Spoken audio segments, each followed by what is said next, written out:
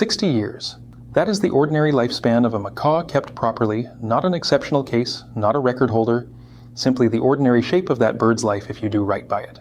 I have lost count of how many owners have sat across my exam table with a bird they bought decades ago, now well into their own 60s or 70s themselves, quietly working out for the first time who takes that bird over when they cannot anymore. Nobody at the breeder mentions that question at the point of sale. Nobody at the pet shop selling the first starter cage mentions it either. It is the single most important piece of information about large parrot ownership, and it is almost never said out loud until an owner is already decades in and asking it for the first time alone. I am Pip. I have spent 30 years as an avian vet, and I want to walk you through what owning a large parrot actually costs. Not just in dollars, though we will get to that in real detail, but across the full decades-long shape of the commitment, because that shape is genuinely different from any other common pet, and pretending otherwise does nobody any favors. Here is the mechanism behind why this is such a different commitment. A macaw can live 60 years or more in captivity. An African grey commonly reaches 50. A cockatoo can outlive that again. These are not exceptional individuals living unusually long lives. This is the ordinary lifespan for these species when properly cared for. And it means a bird bought by a person in their 30s can genuinely still be alive when that person reaches their 90s, assuming they live that long at all. That single fact reshapes every other number in this video, because a cost that seems manageable stretched across 5 years looks entirely different stretched across 50. And almost nobody does that math before bringing one of these birds home. Let us start with the setup cost, because this is where the first honest surprise usually lands. A cage genuinely large enough for a macaw or a cockatoo, not the cramped starter cage pet shops love to sell alongside the bird, runs anywhere from $400 to over $1,000 depending on quality and size. And a cheap cage bought to save money at the start is very often replaced within the first year anyway, once an owner sees how little space it actually gives a bird this large. Perches, toys strong enough to survive a beak built to crack macadamia nuts, a travel carrier, and basic first setup items typically add another $200 to $400 on top of the cage, and that is before the bird itself, which depending on species and source can run anywhere from $500 for a smaller macaw species up to several thousand for a rarer cockatoo or a hand-raised African grey from a reputable breeder. Now the ongoing cost, and this is where the 50-year math actually starts to bite. A large parrot's diet, done properly with a genuine variety of pellets, fresh vegetables, and limited seed rather than an all-seed diet that shortens both health and lifespan, runs somewhere around $30 to $60 a month depending on the bird's size and your region. Across 50 years, that alone adds up to somewhere between $18,000 and $36,000, a figure almost nobody calculates before buying. Toys deserve their own honest line item, because a large parrot's beak exists specifically to destroy things, and a bird who is not actively destroying appropriate toys will very often start destroying inappropriate ones instead. Furniture, door frames, whatever is available. Budgeting $20 to $40 a month for toy replacement is realistic for most large parrot households, and skipping it rarely saves money, it just relocates the cost to your house. Boarding and pet sitting is a cost category most new owners never think about until they actually need it, and then discover how thin the options genuinely are. Most general pet sitters will not take a large parrot, and most boarding kennels are built for dogs and cats, not birds capable of a bite that can break skin easily. A qualified avian boarding facility where one exists locally at all typically charges $20 to $40 a day, and a 2-week trip can genuinely cost more in boarding than the trip itself. That scarcity matters beyond the price tag too. Finding a facility or a trusted bird-experienced person willing to take yours on short notice is genuinely harder than most owners expect, and it is worth solving before you need it in an emergency rather than during one. Insurance is worth naming honestly here too, because most owners assume it works the same way it does for a dog or a cat, and it genuinely does not. Many standard pet insurance policies exclude birds outright, and where a policy does cover them, it is often sold as a separate rider with its own premium, its own waiting period, and a much thinner list of what is actually included. Wellness visits, the routine exam, and blood work, covered in more detail in another video on this channel, are rarely part of any avian policy at all, even a good one. An owner who assumes insurance will absorb a genuine emergency the way it might for a more commonly insured pet is very often surprised at exactly the wrong moment. Reading the exclusion section line by line before buying any policy, rather than assuming it behaves the way a familiar dog or cat policy would, is worth the 20 minutes it takes. The purchase price itself deserves a closer, more honest look too, because the gap between a pet shop bird and a specialist breeder bird is larger than most first-time owners expect, and it is not simply a markup. A hand-raised bird from a reputable breeder, one who has done the early handling and socialization work properly, typically costs more upfront than a pet shop bird of the same species, sometimes considerably more, but that early work is directly connected to how easily the bird settles into a new home and how much of the behavioral cost, the screaming, the biting, the destructive habits already covered elsewhere in this video shows up later. A cheaper bird bought without that early foundation is not actually cheaper once you account for the behavioral consulting, the replaced furniture, and the sheer time cost of correcting problems a good breeder would have prevented in the first place. This is not a case for buying the most expensive bird available.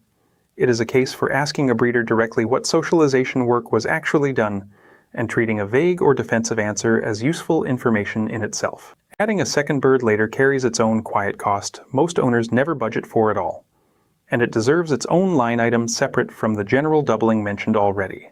A new bird entering a household with an existing one needs a genuine quarantine period, typically around 30 days in fully separate airspace, along with its own initial veterinary examination before any introduction begins, both specifically to protect the bird already living there from a disease the new arrival might be carrying without visible symptoms. Skipping that quarantine to save the cost of a second setup and a second vet visit is one of the more common ways an owner turns a manageable new expense into a genuinely serious one.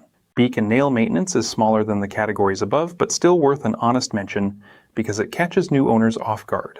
A large parrot's beak is largely self-maintaining given the right toys and perches, which is part of why the toy budget above matters as much as it does. But nail length and occasional beak shaping still need a professional check periodically, particularly as a bird ages. Budgeting for an occasional grooming visit on top of the annual wellness exam, rather than assuming toys alone handle everything indefinitely, keeps this from becoming a surprise later. Housing consequences are the next honest line item, and this one is not financial in the direct sense, but it absolutely affects your finances.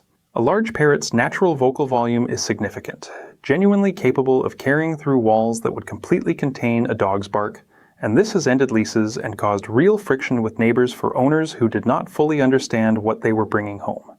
Renting with a large parrot narrows your housing options in ways worth thinking through honestly before you sign a lease with a new bird already in the home. There is a related cost most new owners never see coming at all, and it deserves its own honest mention.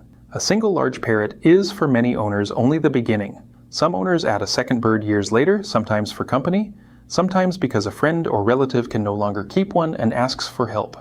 Every cost figure in this video roughly doubles the moment a second large bird joins the household, and very few owners budget for that possibility in advance, even though it happens often enough that it is worth planning around rather than being surprised by.